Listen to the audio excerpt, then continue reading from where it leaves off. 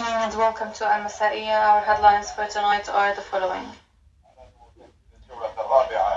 The fourth round of negotiations between the Americans and the Iranians got postponed. What is the reason behind that? Is it an Iranian warning message, or is it a change in the policy of the American side regarding the scope of the negotiations? In the second segment, we will focus on Israel and the Zionist lobby's influence on the negotiations. Or is the maybe the escalation of the tensions in the region part of the plan of that lobby and of Israel? Washington has been dealing with Tehran as a weak capital, a weak power that would be open to accept all conditions, all demands of the US when it comes to the military capabilities and also the nuclear programs. But it seems that Iran is not really negotiating from a weak position. It had contributed to these negotiations since the beginning with a very strong and firm position on the media and political and diplomatic level. Iran is in fact negotiating to lift sanctions in return of guarantees regarding the fact that it will not possess nuclear weapons. The Iranians said that a deal could be reached if Washington was serious, and it had warned from previous experiences with the American administration, specifically Trump. In fact, that warning was rather accurate, and of course the Iranians faced again new sanctions and called for a change in the level of the policy adopted against Iran.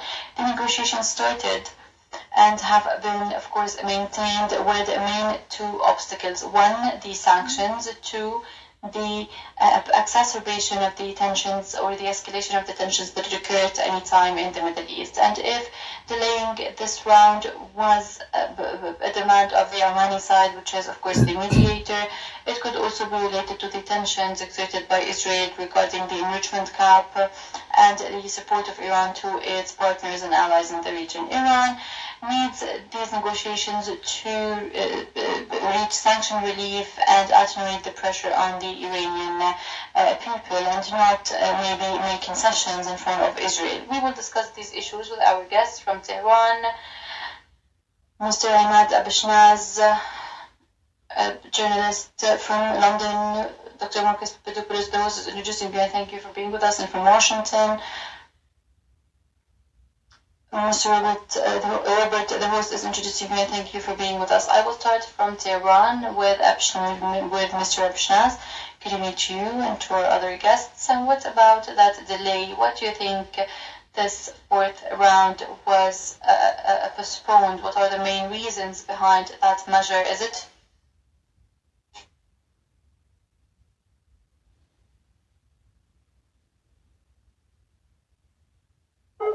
a diplomatic one that aims at, of course, covering other underlying issues or problems or reasons, if I may say? Good evening to you and to your dear guests and audience. I believe that this round was postponed for many reasons. One, there is, of course, a logistic issue. It seems that the Sultan of Oman aims at or plans to visit Algeria, and the foreign minister must be accompanying the leader of the country and cannot be present at the negotiations, and that, of course, will disrupt the process. As you know, that fourth round had to include expert talks between economic experts from both sides. It seemed that the Americans also did not complete their team of experts till the moment there were some changes on the level of the American leadership regarding also the National Security Council. So there were some changes. Marco Rubio is no longer the Secretary of State.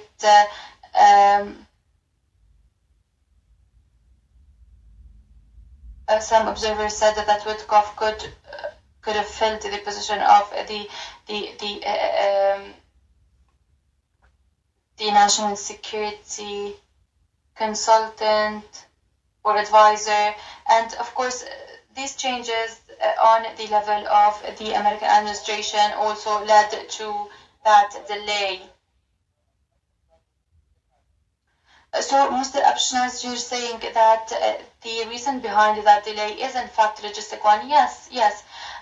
Also, add to that that new sanctions were imposed by the American side during that negotiation process. So, new sanctions were imposed while the negotiations were, of course, being organized, and the statements made by the Americans were quite negative, and that's why the Iranians maybe criticized these statements and criticized the fact that these sanctions were imposed, these new sanctions were imposed during the negotiation process, and this round was delayed, was postponed for those specific reasons. But let me focus on the last point, because all of what you've said is related to logistic issues, the visit of the foreign minister, the Yemeni foreign minister to a foreign country, the fact that the Americans were changing certain positions, some positions were empty, etc. These are logistics. But you've talked about one last reason, the fact related to the fact that new sanctions were imposed and that statements of the Secretary of Defense was quite negative regarding Iran's role in Yemen. Do you think this is one of the reasons behind the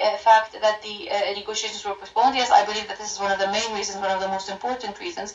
During previous rounds of negotiations, the Americans should have granted Iran with the guarantees that it had called for, specifically on the economic level. And during the first 3 rounds, the American negotiator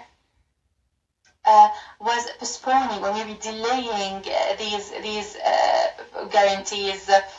And the Iranians said that if you were not ready to provide us with these guarantees, the negotiations will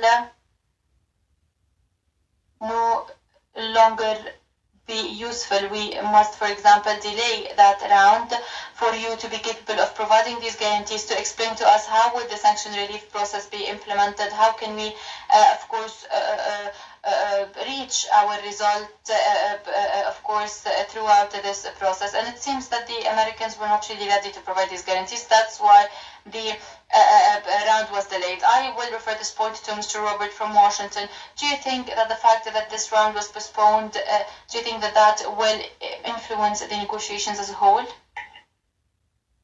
Well, thank you for the opportunity to be a part of you and your audience. And I would tend to think that the delay will ultimately not change the result that President Trump is seeking. Let's be very clear that President Trump is very serious as it relates to Iran doing a couple of things. Number one, he has stated very clearly that they will not have nuclear weapons. Very clear. And that is a stop all comment. He's very serious about that. The other part is their ongoing support of terrorists within the Middle East and throughout the region, and for that matter, around the world. So President Trump is very focused, very clear on his policies and his position. The reality is Iran. Is Iran going to step up and understand that the President of the United States today is very serious and will lead with strength? And this is something that Iran is not used to under the previous administration with President Biden. They kind of did what they wanted. President Biden actually helped them by funding them and kind of looking the other way as it relates to their support for terrorism. So President Trump is a very different person. He will lead by strength. And if they do not, I believe that there will be further bloodshed from America against those who continue to support terrorism.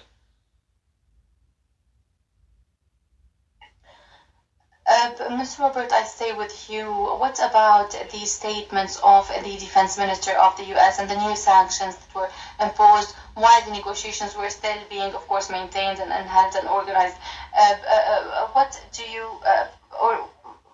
you think the main goal of that process is at the moment? Do you think that the American administration today wants to keep pressure on Iran while the negotiations are still ongoing? And what kind of guarantees do you think, or do you think there is some guarantee that will maybe prove that these pressures will not maybe disrupt the negotiations, or maybe push the Iranians to be more radical or more extremist on that level? Well, I think time will tell, but I believe that very clearly President Trump will continue to lay out his policies to include sanctions against Iran. Sanctions are all for one purpose. That is to get the attention of Iran. It's very simple. So if they're not going to play ball, if you would, with President Trump and the American administration, then they will have sanctions, and he will pressure them, continue to pressure them to step up to the plate and to the table, if you would, to stop the support of terrorism, to stop their desire for nuclear weapons. And so I think it's very clear President Trump is not here to play any games, and he will not play any games. So I think this is all part of the testing of the waters of the American administration, President Trump specifically, as it relates to Iran, and see what they are going to do. It's not going to change. President Trump will not change on his policies. He will not change on his communications or his expectations whatsoever. He is very clear in what he expects and what he demands.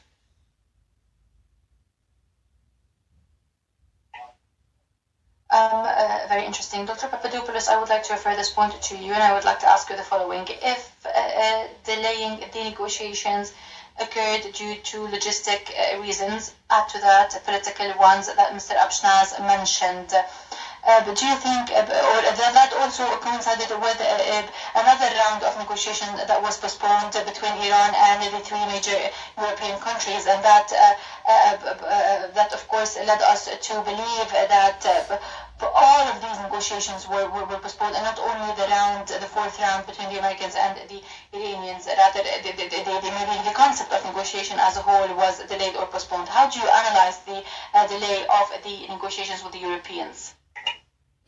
I do not believe that we should look too much into the postponement of the fourth round of talks between the American and Iranian governments, nor do I believe that we should be overtly concerned over the postponement. We should not take for granted the fact that America and Iran, who have been bitter enemies for over 4 decades now, are sitting down with one another and are talking directly with one another to resolve their very serious differences. Thus, it is only inevitable that there will be postponements concerning the next round of talks between Washington and Tehran. And I believe on this occasion, either the Americans or the Iranians have postponed the meeting so that they can ascertain certain information, put together arguments so that they can resume the next round of talks effectively. We should also bear in mind that for the first time in my lifetime, at the very least, there is someone in the White House who is not a warmonger. If Kamala Harris had won the presidential election in America last year, then America would not be sitting down and talking with the Iranians. Donald Trump does not support wars of conquest. He does not support wars of humanitarian intervention. Look how he resolved the very serious tension between America and North Korea during his first term in office. That was his greatest foreign policy achievement. And I am very happy that Trump's stance on Iran is somewhat different to how he approached the country during his first term. So again, the Americans and the Iranians are talking. We should rejoice over that. The real question is this: given the immense influence and power that the Israel lobby wields in America, can Trump really defy that pressure and prevent the Israelis from dragging America into a war with Iran? That's the real question.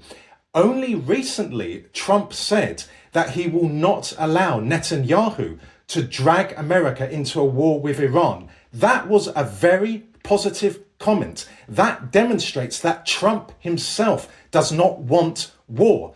But is Trump really in charge of America? He's only been president for a few months. It is my opinion that the American deep state is still entrenched in power. The deep state controls the CIA, the NSA, the military, and the State Department. So therein lies the danger. But all of that said, I maintain my view. I do not believe there would be a war between America and Iran. It is not in the interests of the Americans. It is not in the interests of the Iranians. It would only be in the interests of the Israelis.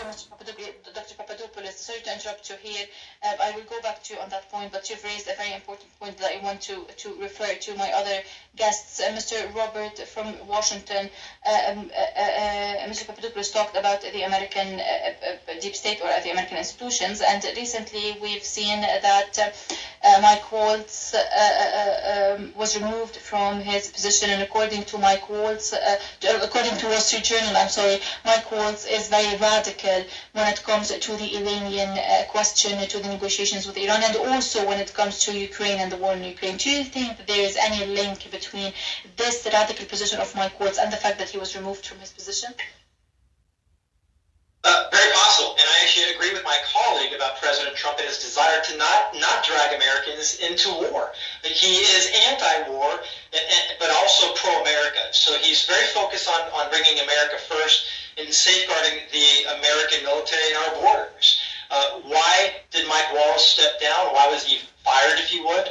Well, because I think for really simplistic reasons, beyond a couple of the items that happened on Signal, on some of the issues as it relates to commentary and the public perception, these two conflicts are still somewhat ongoing.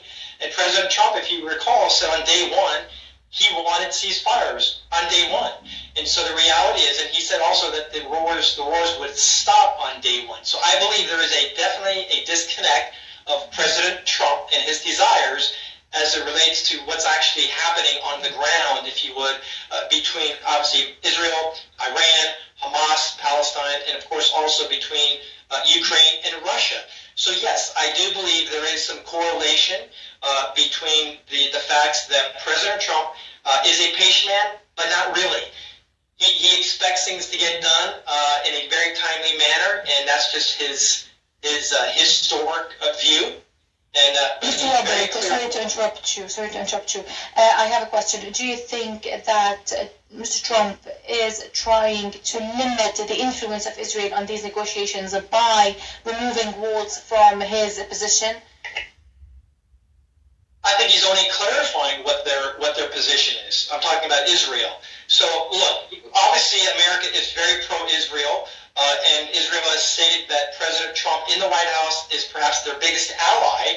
But with that being said, President Trump is going to expect transparency and accountability with Israel as it relates to ceasefire, because let's be very clear, President Trump desires and expects peace. That's the number one focus of President Trump, and no other reason. So and I agree with my colleague, it's an important piece of the conversation that America and Iran are sitting down at the table and speaking. That's really important.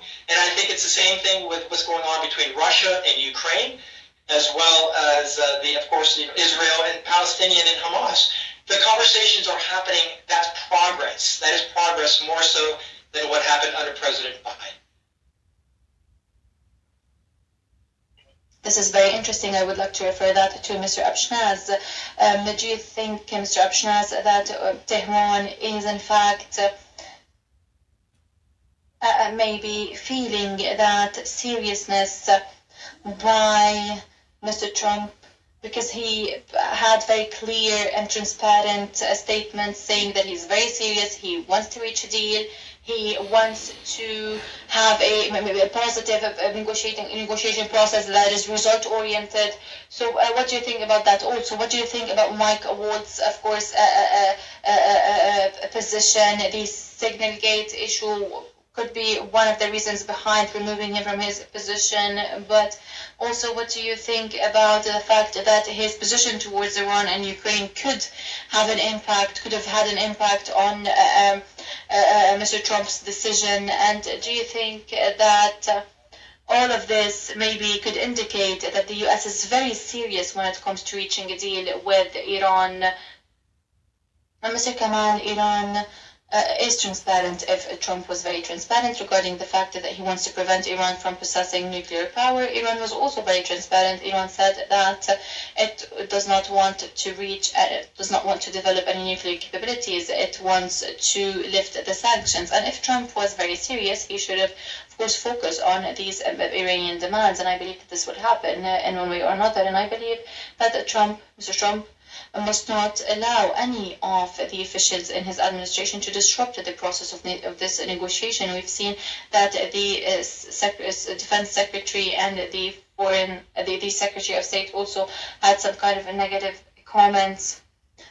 The national security advisor also was anti these negotiations, and this could have an influence, of course, but at the end of the day, we know that Trump is capable of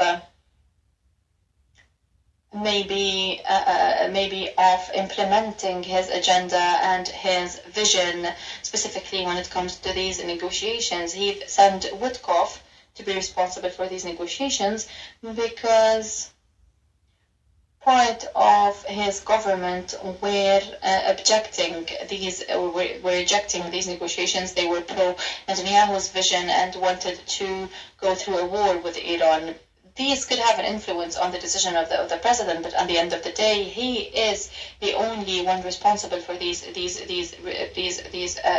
measures or decisions. But I just want to comment on something that your guest has said. I don't believe that Iran is an ally to any terrorist organization. Even Mr. Trump had said that the previous American administrations have supported terrorists and created terrorist organizations in the region. And if he meant Hezbollah, Islamic Jihad, or Hamas, or maybe the Popular Mobilization Front in Iraq, I believe that these are resistant factions. They are legitimate resistant factions under international law, and they are not terrorist organization.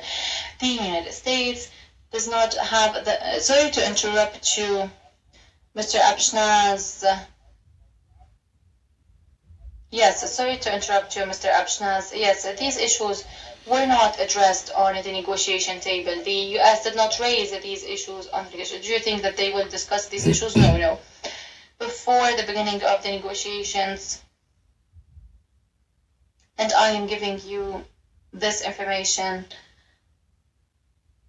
that I've received from people who are directly tied and directly, of course, related to these negotiations. All of these issues were not addressed. There was some kind of agreement between both sides regarding the fact that negotiations are related to the nuclear program. Yes. Mr. Abshnaz, sorry to interrupt you again. Yes, one second, Mr. Kamal, please, let me continue. The Americans were informed that whenever these other issues or any other issue outside of the borders of the defined and determined issues, the Iranian negotiator will withdraw from the negotiations. Witkoff is well aware of that, and the Americans are well aware of that. The American administration is well aware of that, and they're all well aware of the fact that Iran will withdraw from these negotiations if ever a topic that was not on the agenda of the negotiations will be addressed. And the agenda is, of course, strictly limited to the nuclear program. Mr. Witkoff actually tried to talk about ballistic missiles or missiles that could carry nuclear heads, and not all ballistic missiles, and that have actually led to the delay of the negotiations way before 2 hours. It was postponed for 2 hours, and then they continued the negotiations. Sorry to interrupt you, Mr. Abshnaz. Yes, sorry to interrupt you, Mr. Abshnaz, because I have some questions to all of you, but before that, I would like to go through a mini report. Let's talk about the environment that surrounded this delay. So many reasons we have here. In fact,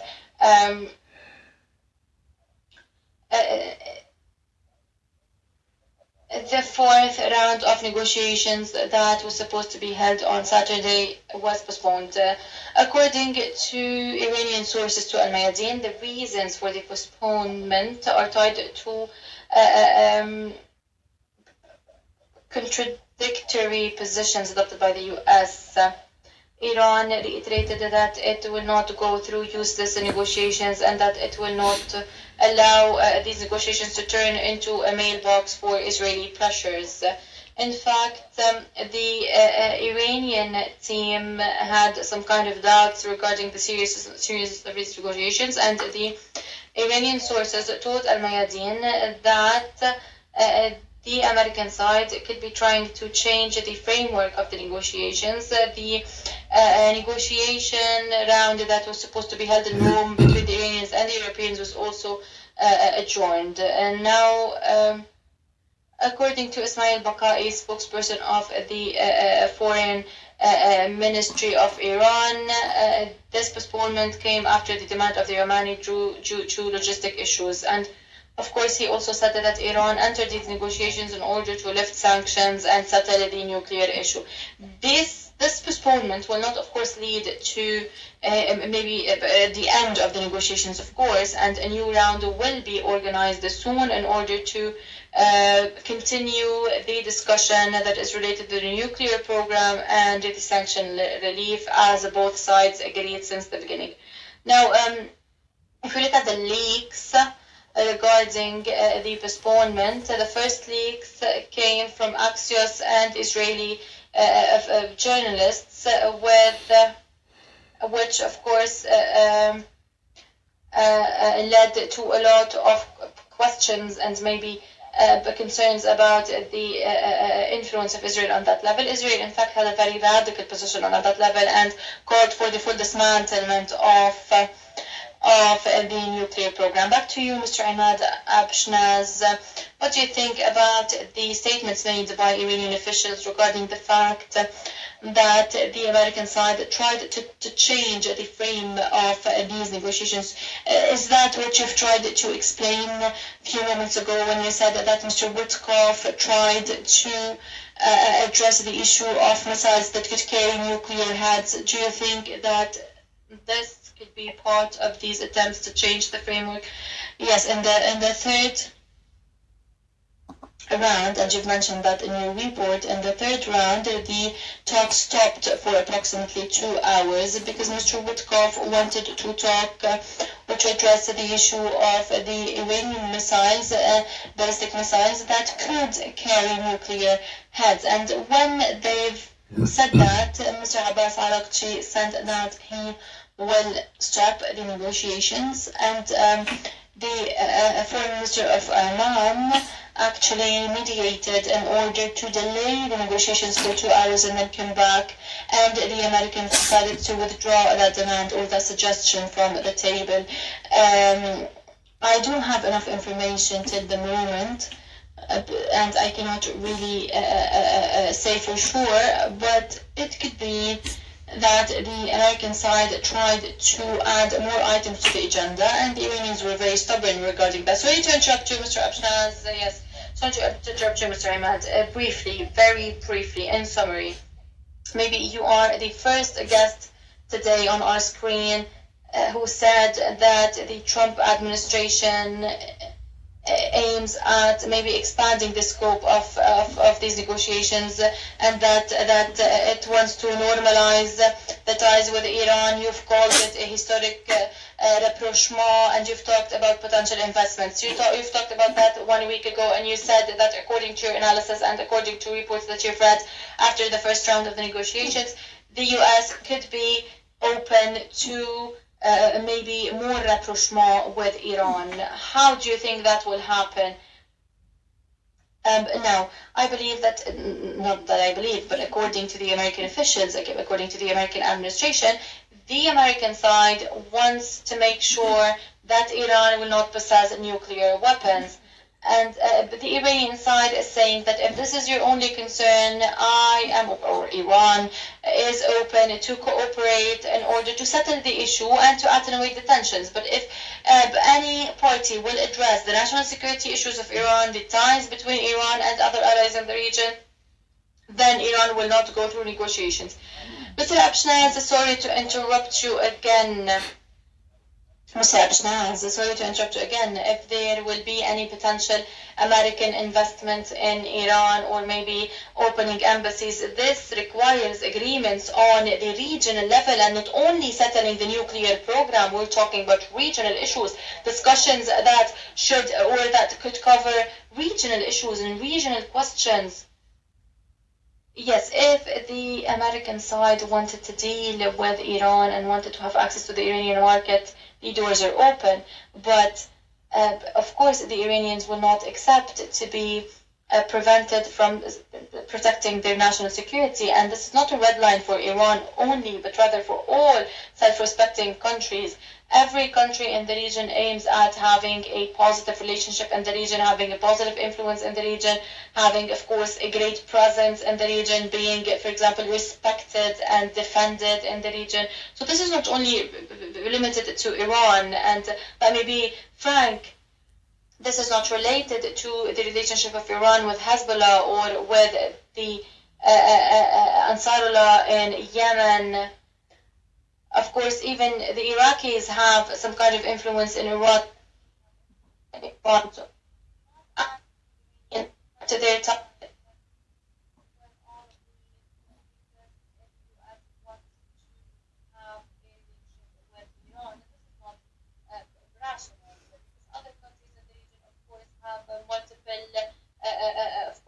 Or multilateral relationship, UAE, Saudi Arabia, Qatar, all of these have a huge influence in the region. Yes, but all of these are American allies, not American opponents. They are American allies, and if you stand against the US, you will face consequences.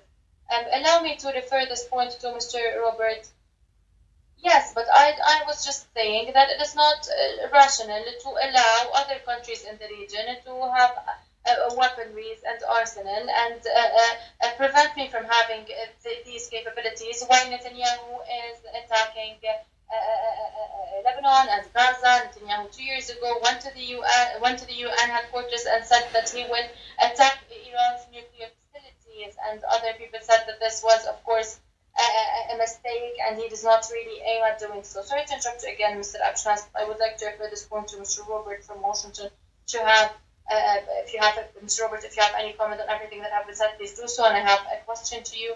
Mr. Ahmad Abshnaz was on our screen after the first round of the negotiations, and he said that he has reports stating that President Trump aims at, moving forward the nuclear program and having maybe some kind of rapprochement with Iran. Mike Waltz said in a statement that Trump wants a peace deal with Iran. Do you think that this is serious? Do you think that the Trump administration wants more than settling the program with Iran? It wants maybe normalizing ties, maybe a historic deal, a historic rapprochement that did not happen since 1979? And why do you think that Waltz said that and then he was removed from his position? Do you think that there is any link between that transparent speech adopted by Waltz and by the fact that he was removed from his position? Well, I think it's an interesting point. I say that because, well, first off, a couple of different things. Number one, I respectfully disagree with my colleague. Look, Iran is perhaps the one country in the world, through the lens of President Trump and Americans in the West, where they harbor and support and defend and monetize terrorist organizations. That's just factual. So terrorists are emboldened by the support from Iran. So the reality is President Trump is a peace deal maker. It is what he wants. But at the same time, he is going to expect, if ideally would President Trump love to have a peace deal with Iran? Absolutely. But at the same time, they've got to separate themselves and stop, if you would, what they have been doing in years past as it relates to terrorist organizations. And I think that's very clear. But President Trump is a deal maker. And let's not First of all, let's not forget that he is on his final presidential term, so he's also thinking about his legacy. Let's not forget that. So I believe President Trump wants a legacy that many people will not forget, and that's all about peace deals when it comes to the international and foreign policies. So nothing would surprise me. So yes, I would tend to think that President Trump would welcome a conversation, would welcome peace with Iran, kind of as he did with North Korea in his first administration, as our colleague stated. But that comes with a price, and you've got to change. So the reality is, terrorists have been emboldened. They have been strengthened from the support of Iran throughout the region. That's just facts. You follow the money, and that's exactly what's been happening for many years. And so President Trump would welcome peace, but not without restraints and a change from Iran.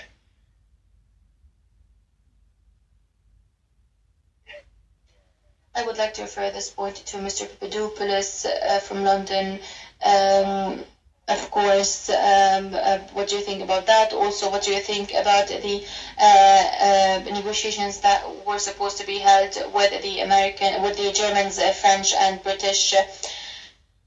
To what extent do you think that the UK is quite maybe concerned from isolating Europe from the European isolation during these negotiations? And but do you think that also the Europeans are concerned from the fact that this deal between Iran and the US could be bilateral and not, of course, including any other Western countries, such as it happened before? I want to ask you about the British position and the European position.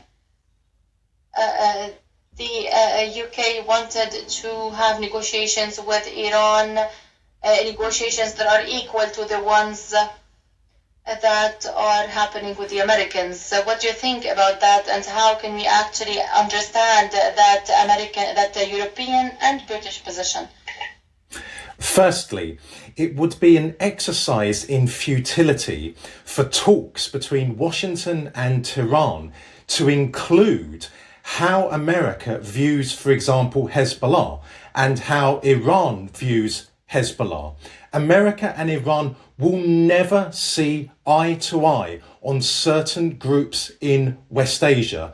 Thus, I do not believe that the subject will come up in talks between the American and the Iranian governments. Secondly, Trump in many ways is first and foremost a businessman.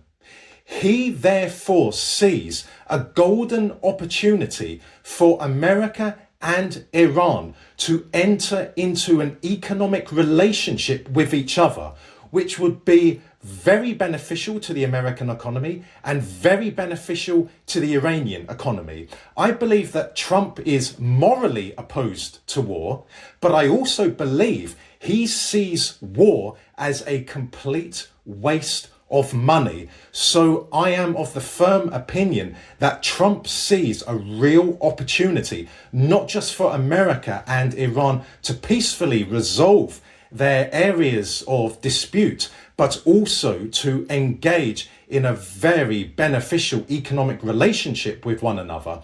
And thirdly, regarding Britain, the British establishment or the British ruling elite tried their very best to destroy Trump during his first term in office. And that is one of the reasons why Donald Trump, only a few weeks ago, publicly humiliated the British establishment's chief puppet, Starmer, on live television. So the British are in a very tricky position at the moment. They see Trump talking directly with the Iranians, and the British are not happy by that.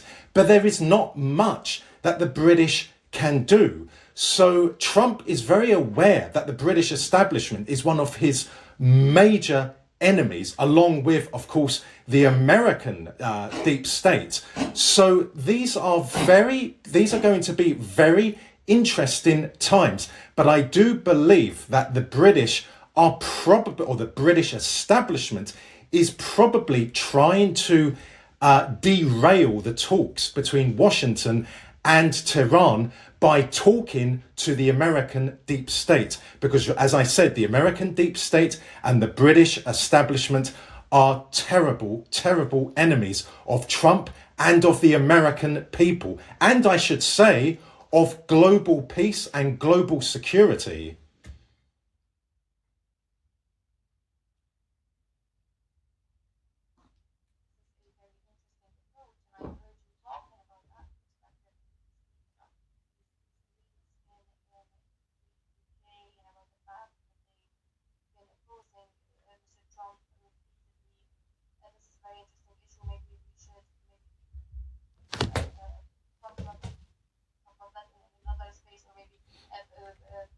Allocate another discussion to talk about that. Let us focus on our second segment now. There's another stakeholder that has some kind of influence on that level, which is Israel. What kind of position does Israel have on that level? If Israel and the Zionist lobby aims at preventing that potential deal from happening, on one hand, it is also deploying efforts on the regional level in order to create a certain upper hand. In Lebanon, the Israeli violations, they don't stop. In fact, 3,000 violations have actually happened, of course, violations of the ceasefire agreement in Lebanon. And the latest attacks included the southern suburbs of Beirut, with more strikes on the villages in South Lebanon, which led today to killing 2 more Lebanese civilians or citizens. So in front of that scenery, many questions have been raised about the role of the monitoring committee with the arrival of the new American General Michael Lenné, who reiterated the importance of coordination in order to ensure the full implementation of the ceasefire agreement. But in the other war front, and the central one for Netanyahu, is in fact Gaza. In fact, the war in Gaza have maybe went forward and left all of the goals behind. The only goal today that is being implemented is total destruction, mass destruction in Gaza. Netanyahu today is in fact trying to expand combat and maneuvers in the Strip. The escalation also includes the West Bank, with more annexation and with more aggressions there. The escalation scene or the theater of tensions was expanded into Syria, whether through, of course, adding more occupied territories or under the pretext of protecting Syrian groups in an attempt to widen internal rifts. I will start with Dr. Papadopoulos on that issue, the role of Israel and also the influence of Israel in the region, the escalations that are exacerbating in the region while the negotiations are happening, and while Mr. Trump said that he wants to leave wars behind and to foster economic ties and trade ties, make America great again. It seems that the Israeli war is maintained just like it was under Biden's administration. Do you think that Israel is playing alone, or Israel is not really listening to the demands of the US? Well, my stance on Israel is very well known. I consider Israel to be a major source of global instability. Furthermore, Israel is in cahoots with both Al-Qaeda and ISIS. Indeed, the Israeli ruling elite do not deny that. They openly say that Al-Qaeda and ISIS is not an enemy of Israel. My overwhelming concern in relation to talks between Washington and Tehran focuses on Israel. Israel has a level of influence and power in not just America, not just in Britain, but in many other Western countries, which should not be tolerated. Indeed, I do not believe any foreign country should exercise any degree of influence in another country. But alas, Israel exerts tremendous influence in America, and therein lies a very serious threat to the talks between the American and Iranian government. Also, as I said moments ago, the American deep state has not been purged by Trump and his administration. Indeed, it will take many, many, many years to expel the American deep state from power. It will take many decades for the damage which the American deep state has inflicted on America to be repaired. And all whilst this is happening, the American deep state will be colluding with the Israelis to try and scupper talks between the Americans and the Iranians. But the situation is not entirely lost, because Trump is a very, very strong-willed man. He has put into his cabinet people who insist on putting America first, who insist on putting the American people first, who insist on putting the American economy first. That is a reason why I completely understand why America has imposed tariffs on other countries' exports, because for many, many years, other countries in the world were living a parasitical existence off the back of the American economy. So I think that Trump, as my colleague in America said, wants to go down in history as the man who not only brought to an end America's wars of intervention, or I should say the American deep state's wars of intervention, but also the man who brought to an end or laid the foundation for the end of the power of the American deep state. So I believe that Trump will do all that he can to resist the endeavors of the Israelis to instigate a war between America and Iran. But Trump has... Yes. Papadopoulos, I would like, sorry to interrupt you, sir, but I would like to refer this point to Mr. Robert regarding the bilateral influence. But Mr. Robert, we have many theories about this influence. Many observers say that Israel has a lot of influence inside of the American administration, the current one and the previous one, but some observers are saying that it has a greater influence here inside of that current administration. Some observers are also saying that the Israel is capable of placing obstacles in front of these negotiations. On the other hand, we have another theory saying that the US has a great influence on Israel and that the US is capable of manipulating the policies of Israel, whether on the internal or external level.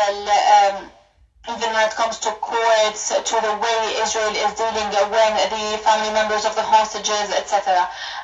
Between these two theories about influence of both sides, the Israeli influence inside of the US and the American influence inside of Israel, what kind of fate will these negotiations have, and which theory do you believe in more?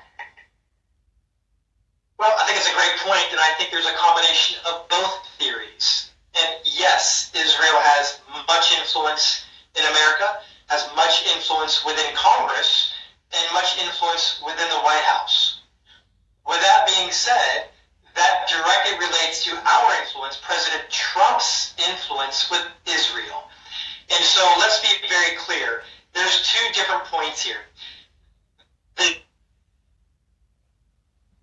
call them the war machine here in America, and we also could say the war machine in Israel. Business is good when there's conflict, good when there's wars. Let's be very honest about that. So some people are looking for ways to get into conflicts, create wars, create bloodshed. It's good for business. At the same time, President Trump does not view that as a policy of his. He wants peace. He does not want wars.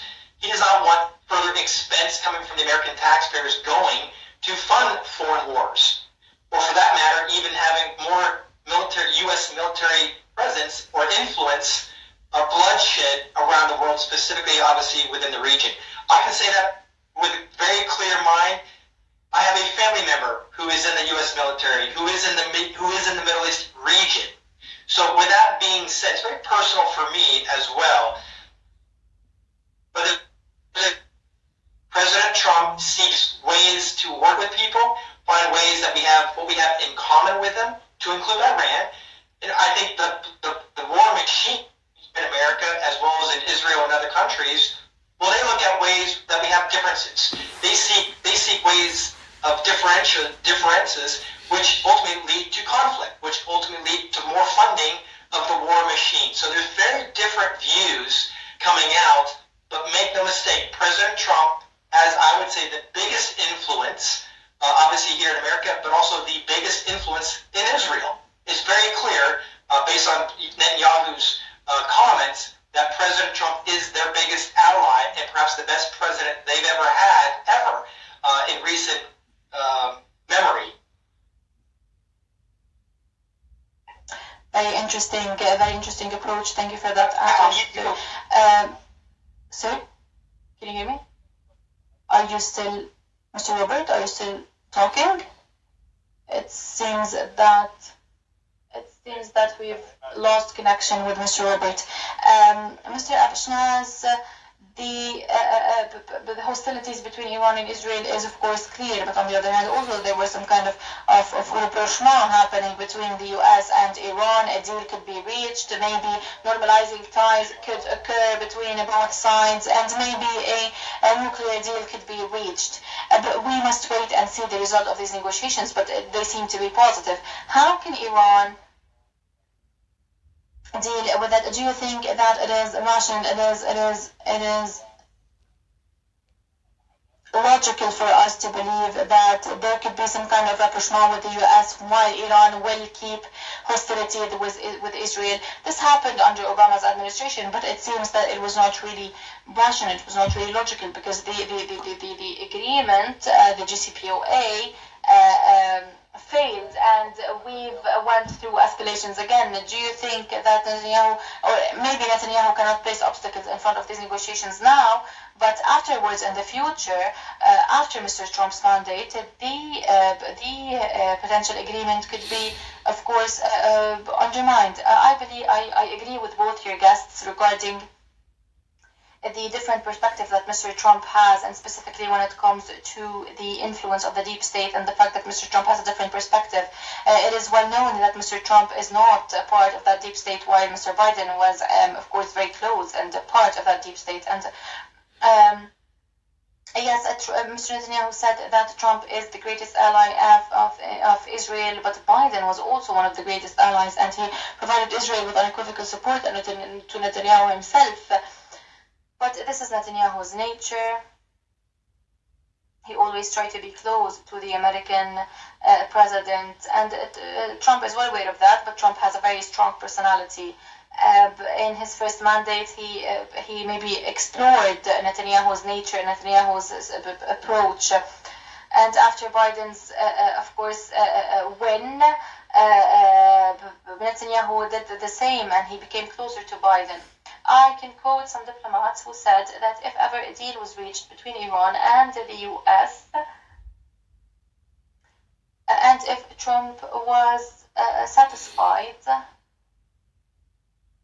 with that agreement with Iran, Netanyahu will come and will try to undermine Mr. Trump's achievements. And I believe that, the diplomats said that they believe that Mr. Trump will be very harsh on Netanyahu if ever he sabotaged his achievements. Mr. Trump has a personal relationship with Netanyahu, but Mr. Trump is not someone who can be influenced easily.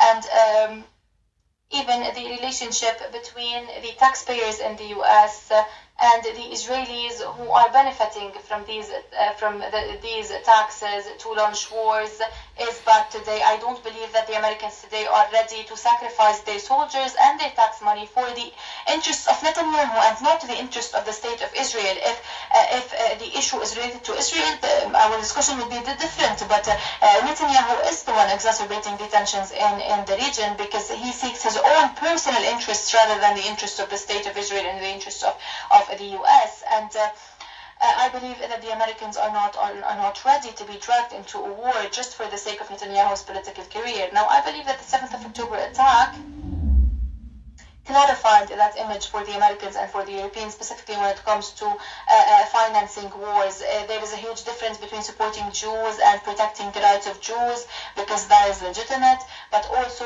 allowing the Zionist state of Israel to perpetrate murders, or the extremist government actually in Israel to perpetrate murder without being held responsible.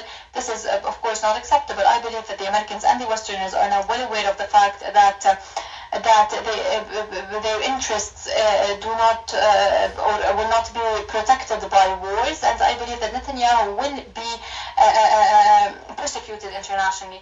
Thank you, Mr. Abshnaz, for contributing to that discussion. The host is introducing you, and thank you once again for being with us. Dr. Papadopoulos, thank you so much for being with us. The host is introducing you, and thank you for being with us. Mr. Robert, also the host is introducing you, and thank you for being with us. Thank you so much. Our discussion is over. Have a nice day.